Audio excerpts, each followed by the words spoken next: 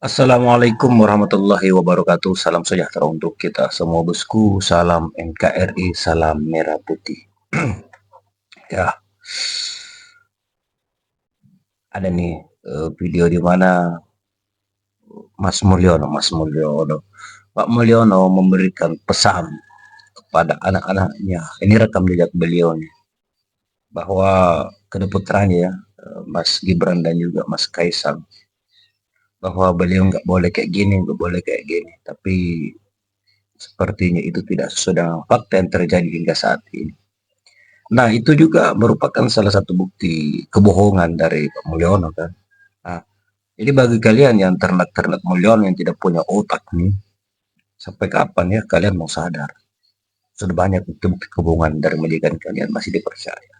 Kemudian yang kocak lagi adalah Mulyono mau dikarungin oleh netizen. Jadi ada 6 alasan Mulyono harus dikarungi. Seperti apa itu? Mari kita simak videonya. Saya selalu menyampaikan kepada Perkataan anak Jokowi saya untuk anak-anaknya gimana menurut kalian? mandiri dan bertanggung jawab, Mandiri. tetapi tidak ikut dengan proyek-proyek yang berkaitan dengan negara. Nggak boleh. Saya udah Mantap. sejak saya jadi wali kota, gubernur saya sampaikan, presiden saya sampaikan, tidak untuk itu. Mantap ya.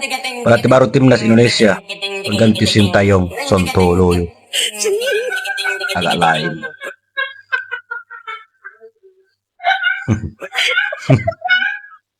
Nah, nih. Kawan benci nih. Udah jelas. Kenapa, Gue Bang? tahu. 3 hari terakhir ini nih, gue perhatiin nih, yang typing nih nyerang idola gue Pak Jokowi. Gue udah tahu ada 2 paksi. Kalau kagak anak-anaknya Abah, kalau kagak kader-kader buzzer-buzzer PDIP, gue tahu. Kaum para pembenci. Lo tuduh, lo fitnah idola gue, katanya ikut cawe-cawe merekayasa pemilihan calon pelatih timnas kan. Ya kan? Abah lo kagak bisa punya kalian kayak begitu kan. Abah lo kagak bisa ya kan. Ketua umum lo juga ya kan. Ya, idola gue maha pengatur, maha pencipta dan maha mengetahui. Itu yang lo kagak punya dari idola-idola lo. Yang jelas idola gue serba mengetahui. mengetahui. Iya. Pikiran kau terus mulai muncul. Halo Pak Mul. Pak Mul, saya mau tanya, besok nomor yang keluar berapa Pak? aduh, Ya nggak tahu, tanya yang mau tanya saya. Kalau nanti Kongres PDIP, ketum PDIP yang terpilih siapa Pak? Tanyakan ke Pak Effendi. tanyakan ke Pak Effendi. Caranya bagaimana Pak? Akan saya pantau, akan saya kontrol, akan saya cek Akan di saya setiap pantau. kantor. Gini Pak, ini kan banyak yang ancam-ancam saya nih Pak, yang naruh Sherlock sih Pak. Tapi saya pada pagi-pagi udah dibully saya Pak, akun saya. Iya, kemarin saya live dibully-bully Pak. Kalau saya mengundurkan diri Pak, dari pendukungnya Bapak, bagaimana Pak? Boleh gak Pak? Kalau saya mengundurkan diri dan jadi pendukung Bapak, boleh gak Pak? Saya dibully terus Pak. Hati-hati. Saya yang ngomong hati-hati, janjiannya masih terlalu. Ntar kalau Hati-hati. saya mau diapain Pak? Saya gigit sendiri. Hidup sendiri. Bumi gitu. Analisa menarik nih saudara. Ada 6 alasan kenapa Jokowi itu harus ini. diadili, ya kan? Harus diringkus, dikarungin, ya kan? Diciduk, ya kan? Dikarungin. Dan juga diadili untuk membuktikan alibinya. Aduh, ini berita FNN ngeri sedap saudara. Kita bacain aja saudara. Oleh Sarip Sofan, pemerhati kebijakan publik, aktivis pergerakan 77. Nah, kan sebelumnya ada OCCRP, ya kan? Organized Crime and Corruption Reporting Project. Nah, ya kan jelas nih. Dari OCCRP ini mengatakan ya bahwa yang bersangkutan presiden yang katanya ketujuh, ya kan? Yang katanya pilihan rakyat, yang katanya pro rakyat, ternyata masuk dalam nominasi finalis tokoh kejahatan terorganisasi dan korupsi 2024. Di sini sangat jelas di depan mata kita semua, ya kan? Bahwa yang notabene dulu dia koar-koar bikin perpu ormas, kegentingan yang memaksa yang memaksa bubarkan ormas. Ormas terlarang. Pret lah. Itu semua hanya omong kosong semua, ya kan? Yang faktanya sekarang nih yang bersangkutan, yang nanda tangan Perpu Ormas, sekarang dia jadi nominasi, waduh, nominasi finalis tokoh kejahatan terorganisasi dan korupsi 2024. OCCRP merupakan salah satu organisasi jurnalisme investigasi terbesar di dunia.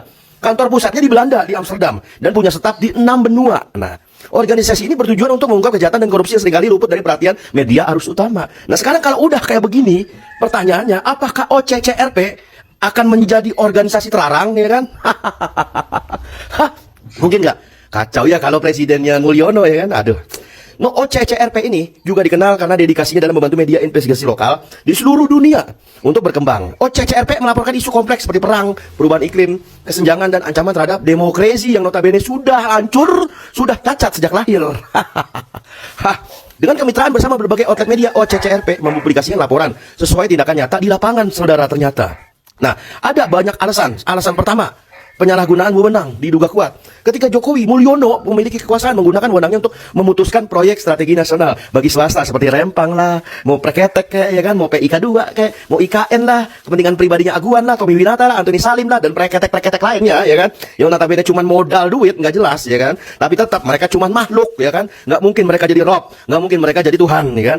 Nah, itu pertama, dugaan penyalahgunaan wewenang. Kedua, dugaan pemerasan dan gratifikasi. Ya, ada imbalan bentuk uang, barang, fasilitas, dan lain sebagainya macamnya. Ketiga, dugaan mengambil atau menyalahgunakan aset negara yang seharusnya digunakan untuk kepentingan publik, tapi ujungnya malah diduga kuat memperkaya diri dan sendiri dan keluarganya. Apalagi udah disepil-sepil, udah di roasting sama Bu Koni Bakri itu. Ada, tenang Bu Iriana, tenang.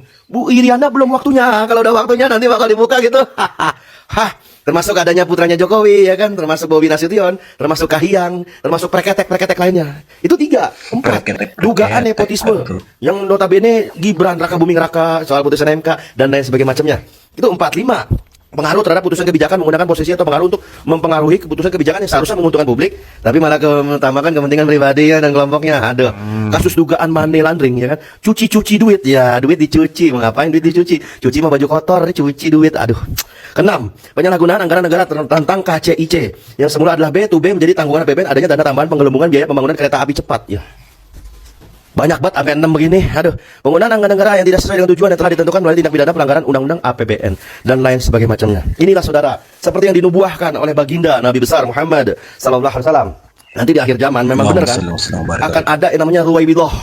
Ruwaibidoh ini maksudnya bukan ruwaibidoh dalam arti ulama, bukan arti ustadz, bukan dalam arti pemimpin ormas, pemimpin jamaah, tapi ruwaibidoh adalah pemimpin. Nah, pemimpin ini khusus ya, pemimpin negara. Ya, para sahabat nanya, apa itu ruwaibidoh? Ruwaibidoh, kata Nabi SAW, adalah pemimpin-pemimpin bodoh. Kepemimpinan bodoh yang banyak mengurusi orang banyak. Kan lucu. Orang-orang bodoh yang mengurusi urusan orang banyak. Kan ngeri. Tapi tetap aja, ruwaibidohnya ruwaibidoh. Yang paling ruwaibidoh. Nggak ada yang namanya kejahatan yang sempurna.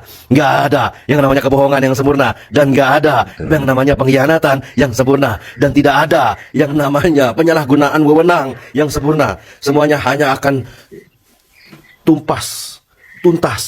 Pasti ada ujungnya. Lihatlah bagaimana sekarang Fir'aun yang paling Fir'aun dulu itu.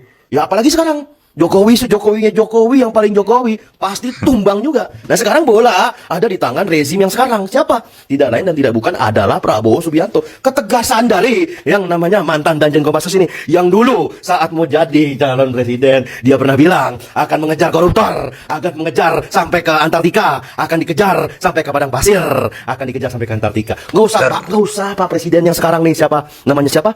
Prabowo Subianto, ya bener. Nggak usah dikejar ke Antartika, Pak. Kejar aja itu koruptor antara kita. Coba di antara kita dicek satu persatu. Apakah ada koruptor? Apakah ada orang-orang yang maling, pengkhianat, mengatasnamakan negara, mengatasnamakan rakyat, mengatasnamakan masyarakat? Itulah yang harus dikejar. Dan bola ada di tangan Prabowo Subianto. Semoga sangat ngeri. 6 alasan Jokowi harus digaruk. Tanggapan kalian di kolom komentar. Assalamualaikum warahmatullahi wabarakatuh.